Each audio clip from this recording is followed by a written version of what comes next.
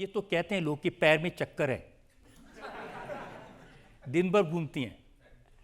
मैं ये समझती हूँ कि दिल्ली के लोग देश की राजधानी होने के बावजूद भी इतने सालों में इतने ज़्यादा उनकी आशाएं श्रिंक हो गई, सिकुड़ गई कि आज वो बड़ी बड़ी चीज़ों की उम्मीद नहीं करते। आज उनकी छोटी छोटी इच्छाएं रह गई है। वो कहते हैं मेरे घर के आगे की नाली ठीक होनी चाहिए, मेरा सीवर ओवरफ्लो ना हो, मेरे घर के आगे गड्ढे ना हो। छोटी छोटी इच्छाओं के साथ में दिल्ली ने अपने आप को सिकोड़ लिया, क्योंकि उन्होंने देखा कि जो सत्ता में थे, जो शासन में थे, वो दिल्ली के हित में कुछ कर नहीं रहे थे। तो आज उनकी आशाओं को पंख लगाने के लिए, उनकी उम्मीदों को पूरा करने के लिए मैं समझती हूँ कि दिल्ली को एक फुल टाइम मुख्यमंत्री मिलना, और वो जो इतने सारा बैकलॉग है, 27 साल से जो बैकलॉग पड़ा हुआ है, उस काम को करने के लिए मुझे दिन दूनी रात चौगनी मेहनत करनी पड़ेगी। आप कह रहे हैं वो कुछ कर नहीं रहे थे, वो तो एक बॉटल के साथ एक फ्री दे रहे थे। ये बात तो सही कही आपने। पढ़ी लिखी सरकार के पास में इतना ज़बरदस्त विज़न था कि जो पूरे देश में कहीं नहीं हुआ वो उन्होंने किया। वो उन्होंने कहा कि जी हम पानी फ्री देंगे, बिजली फ्री देंगे और बोतल के साथ बोतल फ्री देंगे। तो जनता खुश थी, इसीलिए 2-2 बार जिताया उन्होंने। तो उसके बाद जनता को समझ में आया कि भाई इससे तो गुजारा नहीं होगा, आपको इंफ्रास्ट्रक्चर भी चाहिए, आपको शिक्षा भी चाहिए, आपको हेल्थ भी चाहिए, दिल्ली को तरक्की भी चाहिए। दिल्ली को नशे में डुबोने वाली सरकार उन्हें नहीं चाहिए थी, और इसीलिए जनता ने नाराज़ होकर उनको यहाँ से विदा किया। दिल्ली की जनता आपकी सरकार के बारे में क्या सोचती है? 1-2 सवाल हम पब्लिक में से ले सकते हैं। दिल्ली की पूर्व मुख्यमंत्री आतिशी जी ने आप पे आरोप लगाया है कि जब से आपकी सरकार बनी है, सरकार आप नहीं आपके पति चला रहे हैं। पहली बात तो मैं इस सामाजिक क्षेत्र में पिछले 32-33 साल से काम करती हूँ। 3 बार निगम पार्षद, 3 बार विधायक का चुनाव, 2 बार दिल्ली विश्वविद्यालय छात्र संघ। मेरे काम को कोई और करे, मुझे ऐसी ज़रूरत नहीं है। पर हाँ, मेरे साथ में मेरी टीम के रूप में हजारों कार्यकर्ता जुड़ करके काम करते हैं।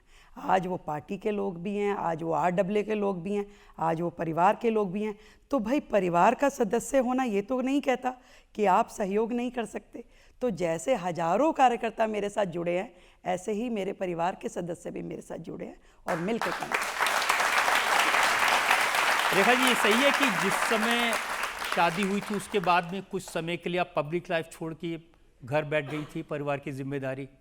रजत जी, मैं तो एक ऐसे परिवार से आई हूँ जहाँ पे जब मैंने दिल्ली विश्वविद्यालय छात्र संघ का चुनाव लड़ा, पहले दिल्ली यूनिवर्सिटी की सेक्रेटरी बनी, तब तक मेरे परिवार में पता नहीं था कि ये क्या होता है।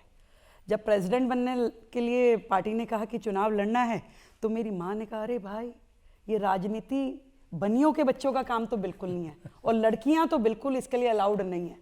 और उसी तरीके से जब शादी हुई तो वहाँ पे भी लगभग ऐसी ही मानसिकता थी कि भाई ठीक है, सीधा साधा जीवन हो, अपने घर गृहस्थी संभालो। तो ये पार्टी, भारतीय जनता पार्टी का ही मैं समझती हूँ कि एक नेतृत्व था कि उन्होंने ऐसी लड़की जो कि अच्छा काम कर सकती थी समाज में जुड़ के, उन्होंने मुझे वहाँ से खोजा, मेरी उंगली पकड़ी, पार्टी में लेके आई, काम दिया, और धीरे धीरे इतना नरिश किया कि वो अंकुरित बीज आज एक वृक्ष की शेप में आ गया और अपनी छाँव से हजारों लोगों की मदद रोजाना कर पा रहा है। अब मैंने सुना है कि आप देश में जहाँ भी जाती हैं वहाँ महिलाएं ज़रूर आपके पास आती हैं और उनको लगता है कि हाँ, इनसे इंस्पायर हो सकते हैं। देश की आधी आबादी, आप ये देखिए बहनें बैठी हैं, आज उन सबको जरूर ऐसा लगता होगा कि रेखा गुप्ता मुख्यमंत्री नहीं बनी, उन्हें लगता है कि हम मुख्यमंत्री बने।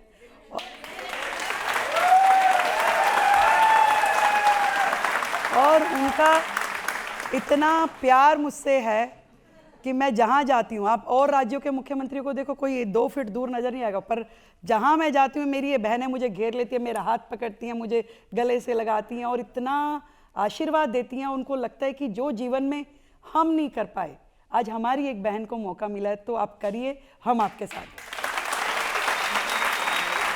एक सवाल और ले सकते हैं बहन?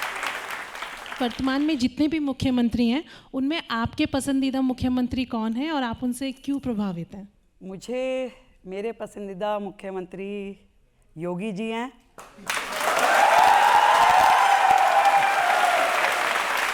और